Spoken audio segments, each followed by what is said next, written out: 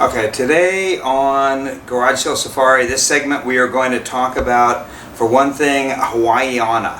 Hawaiiana is super collectible. Anything vintage in Hawaiian or vintage in, Polynesian, very good. People use them for their man caves, for their tropical bars in their house, a lot of different things like that, and they use them for decor in those rooms, that sort of thing. These are all vintage pieces down here. Some of these tiki mugs can go for as high as $200-300 on up if they're the right mugs. These are all nice older ones, all probably from like the late, probably the 60s, and maybe this one even the early 60s, and this is from Islander in Stockton, which was a real collectible bar that they came from. And then these are the little salt and pepper shakers.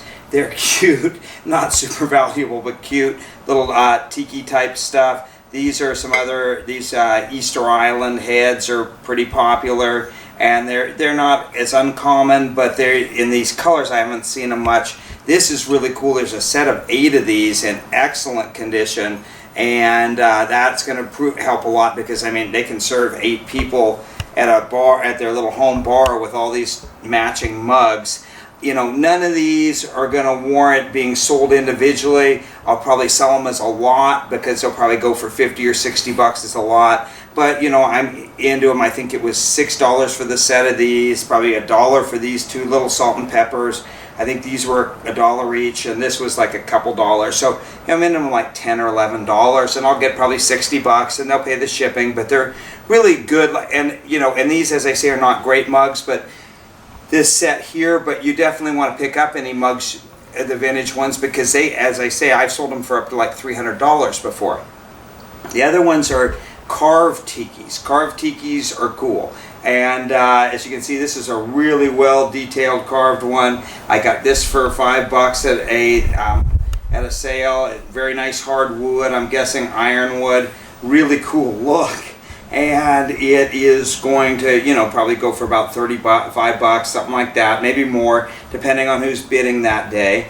This one is another cool little tiki. This one looks like it could be Hawaiian and koa wood, and it has the artist's name on the back. It's like Kolola. I can't quite read it, but it is signed.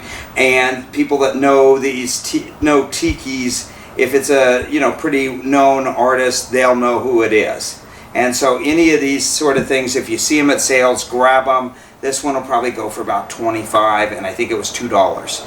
And then these I just got this morning. I thought they were really cool. They're not Hawaiian, but they've got a really good Polynesian look. I could be one of the Polynesian islands. I would say that over, like Vietnam or something, or Bali or something like that, because for one thing, the girls are wearing grass skirts and they're topless. And you don't see that on the Asian pieces, the topless girls. So I'm going to guess that they're probably one of the other Polynesian islands. Any Polynesian island is good because people want it for that tropical Polynesian look. And so I got this one, and then at the same sale I got this other one that matched it. I got them both for $10. Nice hard wood, carved, hand carved completely. Got a really cool, funky, kind of kitschy look to them. I'm going to guess they're probably from like the 40s, something like that, maybe the 30s. Really cute and pretty good size, and will mount well on a wall and really help improve somebody's tiki bar. And so there again, I would say it's going to be a little hard on these because they've got an interesting look, and if other people think they're an interesting look too, they're going to go for at least $45 to $60 for the pair. I really picked them up for the show, to show them, but also to see how they go. If they have had things like this go for $125 on up, just because they're tropical and they want them for their tiki rooms.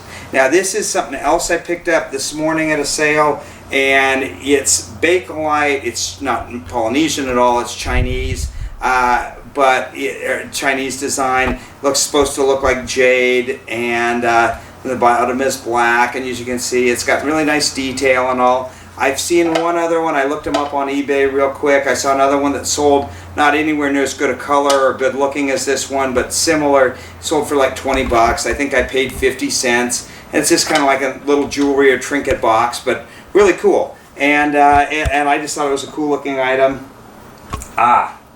Bill and Hillary. I happened to get them at a sale. I try to change the backdrop regularly. Behind me, I got them at a sale a few weeks ago. They were $10 for the two of them. They're from the 90s. I'm sure I could probably get 50 or 60 bucks at least for them on eBay, but they're just so funky and ridiculous that I had to have them. And I figured we can use them in a party or something like that. And then as I said, they've come in handy today, and I probably will sell them eventually for 50 or 60 bucks on eBay. But they were just so funny, I had to put them back there. Okay, as long as we're kind of on the exotic, I picked this up a week ago, and it has a really cool Moroccan look. It's all handmade, brass. Might be India, old India, but it could be Middle Eastern. It's hard to say. They kind of have a similar look. It probably is East India, but it's really got a cool look and would go well with that Moroccan look. It's got all the hand hammered in designs through it. It's all handmade and hand hammered out. Really a nice piece. And I got that for I think $10. It'll probably sell for $45 on eBay because they have to pay for the shipping, which is going to take away from it. But it makes a great planter. You can put a nice plant inside, a big plant like palm or something in there. Really throws in with the Moroccan look or anything like that.